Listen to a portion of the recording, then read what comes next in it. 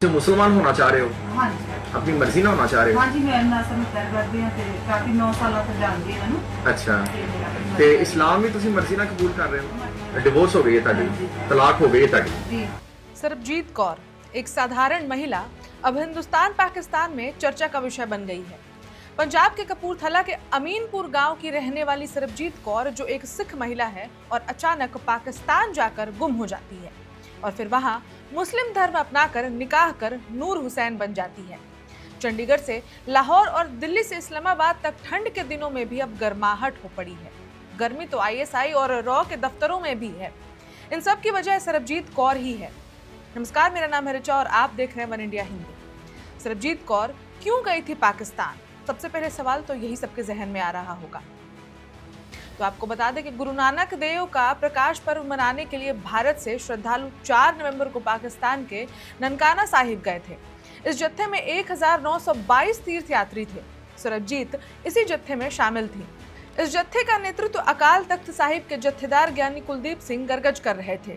पाकिस्तान के अलग अलग गुरुद्वारों में 10 दिन तक बिताने के बाद 1922 तीर्थयात्रियों का यह समूह गुरुवार शाम मतलब 13 नवंबर को भारत लौट आया, मगर उसमें सरबजीत नहीं थी। एक तीर्थयात्री का गायब होना, वो भी महिला और वो भी पाकिस्तान में। ऐसे में अकाल तख्त साहिब के साथ ही पंजाब और भारत सरकार की टेंशन बढ़ गई और पंजाब के कपूरथला जिले के पुलिस ने तत्काल बयान जारी कर कहा कि भारत के पंजाब राज्य की रहने वाली सरबजीत की गुमशुदगी की जांच की जा रही है। लेकिन इस मामले में ट्विस्ट तब आता है जब इसी दौरान सरबजीत का एक वीडियो सामने आ जाता है। इसमें वो निकाह कर रही हैं। उसने निकाह का हलफनामा भी जारी किया। कौर कहती हैं कि वो नासिर हुसैन से प्यार करती हैं और वो उसे पिछले 9 वर्षों से सोशल मीडिया के माध्यम से जानती हैं। उसने बताया कि वो तलाकशुदा हैं और उसी से विवाह करना चाहती थी जिसे अभी निकाह करते हुए दिखाई दे रही हैं। किसी ने उसका अपहरण नहीं किया और वो नासिर हुसैन के साथ खुशी खुशी निकाह करके खुश हैं। इधर पाकिस्तान ने बताया कि दंपति फिलहाल छिपा हुआ है और पुलिस उसकी तलाश कर रही है। आपको बता दें कि केंद्र सरकार ने मना किया था। केंद्र सरकार ने सिख तीर्थयात्रियों को पाकिस्तान के ननकाना साहिब गुरुद्वारे की 10 दिवसीय यात्रा करने और गुरु नानक देव की जयंती मनाने की पिछले महीने अनुमति दी थी। हालांकि इससे लगभग 2 हफ्ते पहले सरकार ने सुरक्षा चिंताओं का हवाला देते हुए इस यात्रा की अनुमति देने से इनकार कर दिया था। सरबजीत मामले पर शिरोमणि गुरुद्वारा प्रबंधक कमेटी के सचिव ने कहा कि उन्होंने सिर्फ तीर्थयात्रियों की सूची आगे भेजी थी और पृष्ठभूमि जांच करना सरकार का काम है।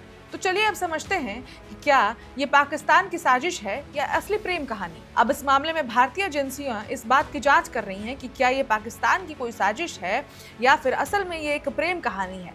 कारण ये है कि 1947 में भारत पाकिस्तान के बंटवारे के समय जो हिंदू सिख पाकिस्तान में रह गए थे, उनकी आबादी लगातार कम होती गई। पाकिस्तान में अल्पसंख्यकों की आबादी बंटवारे के बाद बेहद कम रह गई है।